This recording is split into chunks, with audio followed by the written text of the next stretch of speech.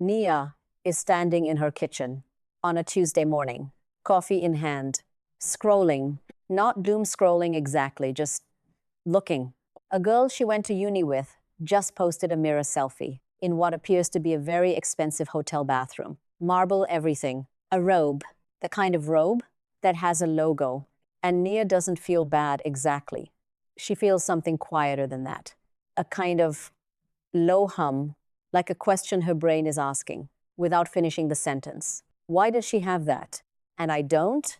She puts the phone down, opens her banking app, closes it again. Here's the thing. That feeling, that quiet, specific ache isn't new. It didn't start with Instagram. It didn't start with influencers or credit cards or avocado toast.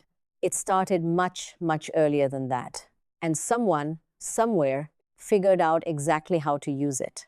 Nia is, by most measures, doing fine. She has a job she's reasonably good at. She has a flat, small, but hers.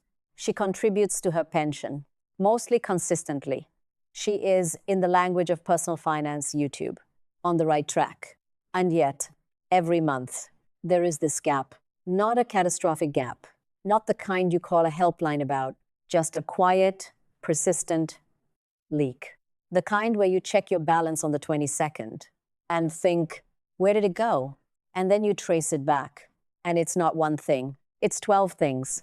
It's the skincare brand she started buying because it showed up everywhere on her feed and suddenly seemed essential. It's the gym membership at the slightly nicer gym because the other one felt, honestly, a little embarrassing.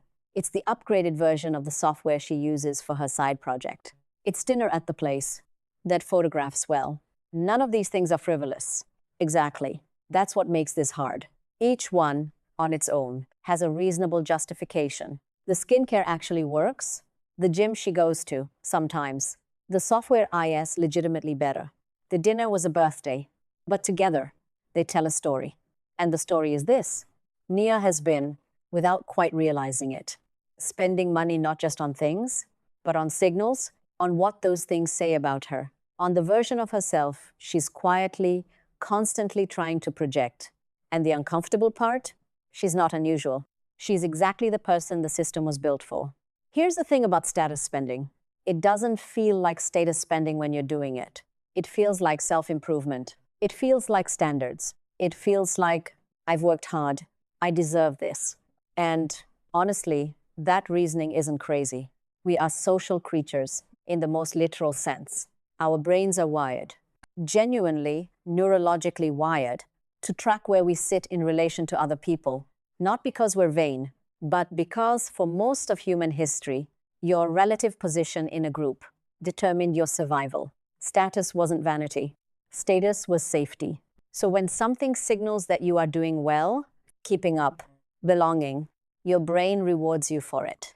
There is a small, real hit of relief, and relief feels rational, even when the thing producing it is a 90 pounds moisturizer. This is not a character flaw. This is not weakness. This is an ancient, deeply human response, being handed a very modern invoice. The question isn't why we fall for it. The question is, who built the trap? Because here's what most conversations about lifestyle inflation miss. They treat it like a personal failing, like if you just had more discipline, more willpower, a better spreadsheet, you'd be fine. But this pressure didn't emerge naturally. It was engineered. And to understand how, we need to go back, not to ancient history, but to a moment when the rules of status, scarcity, and spending were quite deliberately rewritten. Cast your mind back to post-war America, the late 1940s, into the 1950s. The war is over. Factories that spent years producing weapons and uniforms and tinned rations now need a new purpose. Fast. There is extraordinary manufacturing capacity and not nearly enough demand to fill it. Executives and economists are staring down a very real problem. How do you get people to keep buying things they don't strictly need? Enter a man named Paul Mazur, a banker at Lehman Brothers, who wrote something in 1927 that would become almost prophetic. We must shift America from a needs culture to a desires culture. People must be trained to desire, to want new things, even before the old have been consumed. Trained to desire. Read that again. This wasn't observed behavior. This was a project, a deliberate, coordinated effort by manufacturers, advertisers, and yes, banks, to rewire the relationship between ordinary people and their money. To take the ancient, hardwired human instinct for status and belonging and attach it systematically to products. And it worked with stunning efficiency. Suddenly, it wasn't enough to have a refrigerator. You needed the new refrigerator, the one your neighbor didn't have yet. The car wasn't transportation. It was a statement. The kitchen wasn't functional. It was a reflection of who you were, what you'd achieved. Whether you were keeping up, department stores began designing layouts specifically to trigger that low hum. Adverts stopped selling products and started selling inadequacy. You could be this. You should be this. Why aren't you this? Yet, and the most elegant, the most quietly devastating part of the whole system, it used scarcity as the engine, not real scarcity, not the scarcity of not having enough food or shelter, but manufactured scarcity. This is limited. This is exclusive. This is what the people ahead of you already have.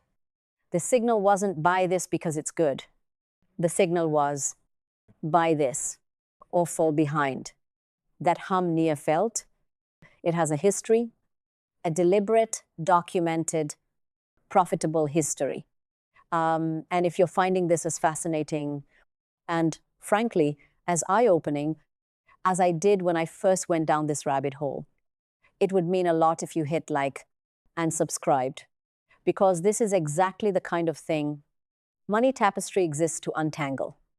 But here's where it gets interesting, because not everyone got swept up in it. Not entirely. There were households, particularly among communities, who had been historically excluded from credit, from department stores, from the social contract of just put it on the card, who had no choice but to develop a different relationship with money. Not because they were wiser by nature, but because the trap wasn't fully available to them. Black families in mid-century America, for instance, were largely shut out of the mortgage market. The credit system, the very infrastructure of post-war consumer culture. And so, quietly, necessity built something else. It built a culture of cash, of layaway, of the envelope system, of not spending what you didn't have, because the alternative wasn't debt. It was disaster. They couldn't buy the signal. So they built the substance, and what those households understood, not as philosophy, but as survival, was something it's taken mainstream financial culture decades to rediscover. That the appearance of wealth and the architecture of wealth are two entirely different things. That restraint, practiced consistently, compounds. That a family who spends below their means for 10 years doesn't just save money, they build options, breathing room, the ability to say no and mean it. It wasn't glamorous. It didn't photograph well. Nobody was posting their envelope system on anything. But it held, and slowly, quietly, it grew. So what does that mean for Nia? For you, it means the discomfort you feel when you're not keeping up. That low hum, that quiet ache, isn't a sign that you're behind. It's a sign that the system is working exactly as intended. You are feeling precisely what you were designed to feel. And once you see that, something shifts. Not dramatically, not overnight, but the next time you're standing in front of a purchase that feels like it says something about you, you get to ask a different question. Not, can I afford this? But, why do I feel like I need this? To feel okay?